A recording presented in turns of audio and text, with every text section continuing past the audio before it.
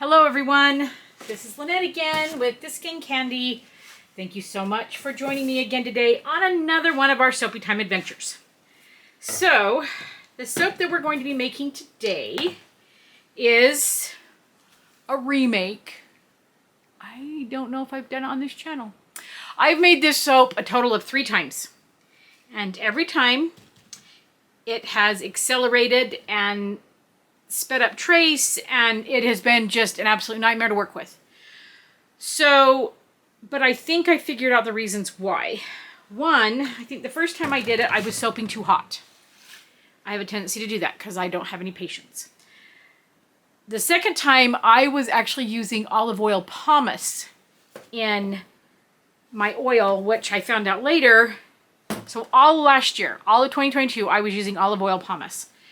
And I couldn't figure out why my batches were speeding up. Then I happened to be watching another YouTube video of another soaper, and she mentioned that olive oil pumice traces faster than olive oil. So thank you, Mrs. Soap and Clay, for that. I will leave a link down to her, that. I'll leave a link down to that if I can find the video. I'll leave a link to it. If not, I'll just leave a link to her YouTube channel because I love her YouTube channel. She's very informative. So we're going to try this again. I have got a wholesale order for this. And so I'm going to try making it again. And we're going to see what's going to happen. So I'm going to use 2 colors again today. I'm going to use the same ones. Strawberry Moonshine and Tangerine Dream. And, oh, well, I guess we need to tell you what I'm using.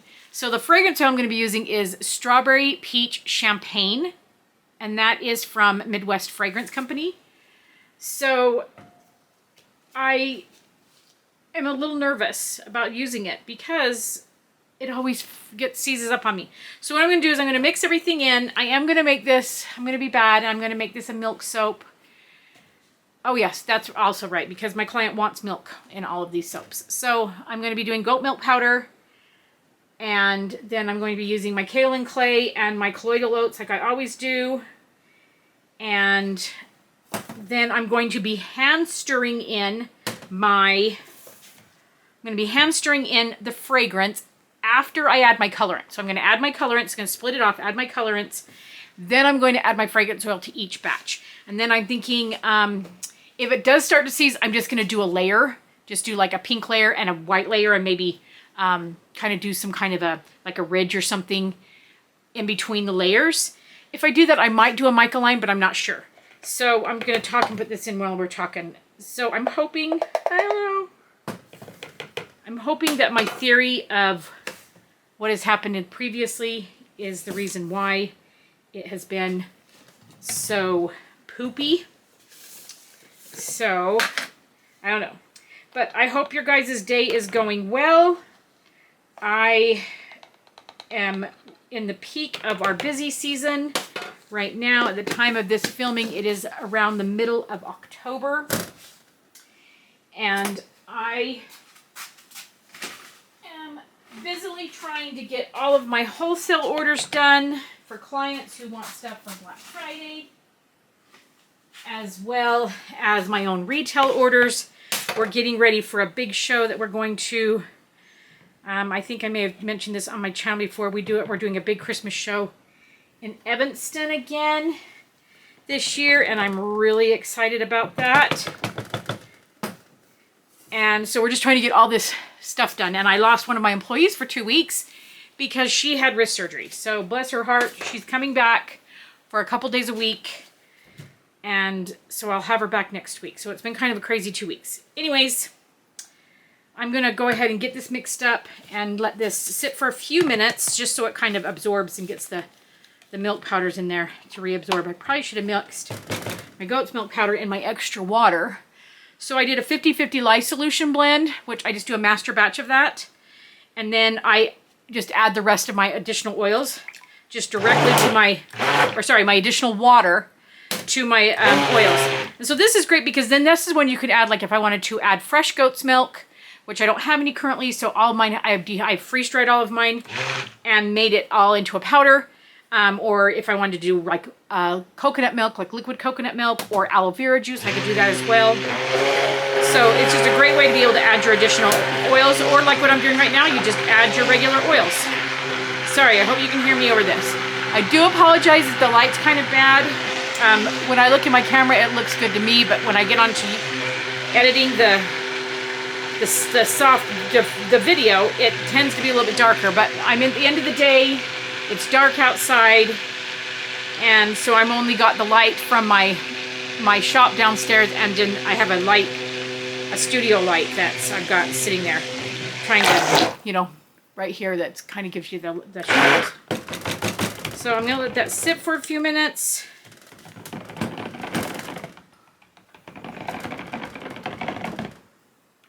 And then we'll add in our lye water. Where's my lye water? Oh, it's over here.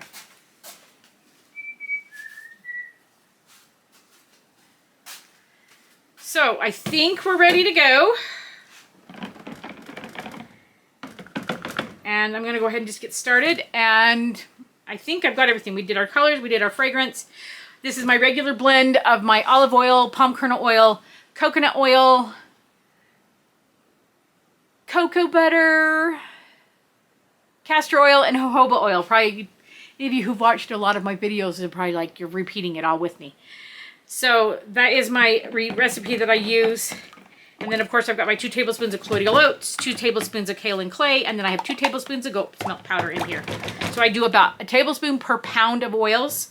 And I have about almost 2 pounds, I have a little bit over 2 pounds in here. So, in fact, no, maybe I actually have exactly 2 pounds. No, a little bit over. So, without further ado, let's get soaping.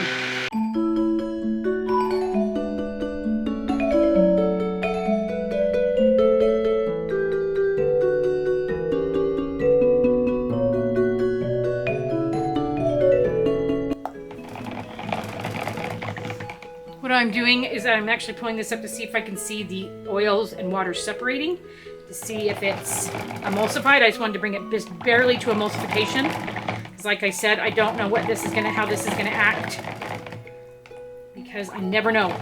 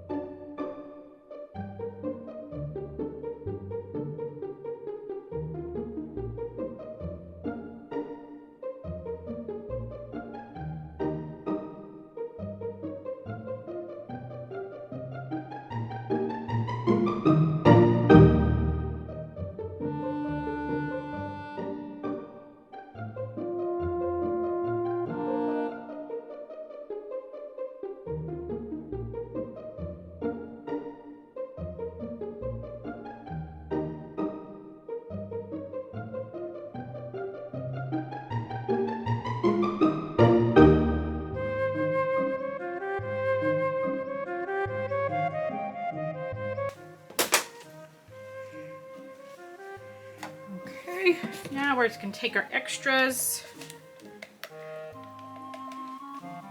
Okay, I think my theory was right. I think between the soaping too hot and using olive oil pumice, I think that was my reason for why it accelerated so fast. I mean, I will run and go grab you one of the soaps that I did before, because I didn't even sell it. It's here in my shop. I use it. It smells wonderful. It feels wonderful. It just looks, I mean, it looks really bad. So I will grab one and show you what it looked like.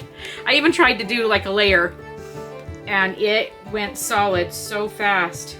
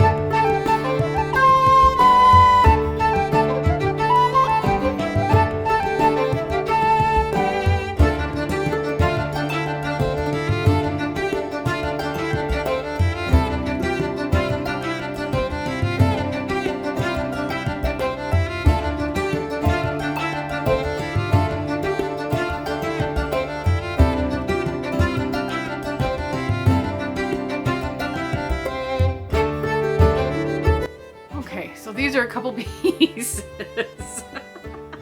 of the soap. It got so hard so fast that I have holes and craters in there, and like this was the end piece. It was pretty bad.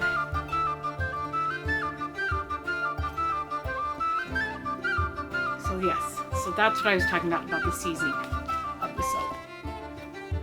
It still smells really good. It lathers great. I use it all the time. I have about 20 bars left because I made a 25-pound slab, which could have been part of the problem because I was making such a big loaf. But when I made the last time I made this one in a smaller loaf, in this size loaf, it did it too. So I don't know. It's kind of crazy. But we will see you guys in just a few minutes for the cut. Bye. Hey everybody, we're back to cut the strawberry champagne or strawberry peach champagne cold processed soap. If you recall, I was worried about this with the acceleration, and it actually worked really well. So I now know that it had to do with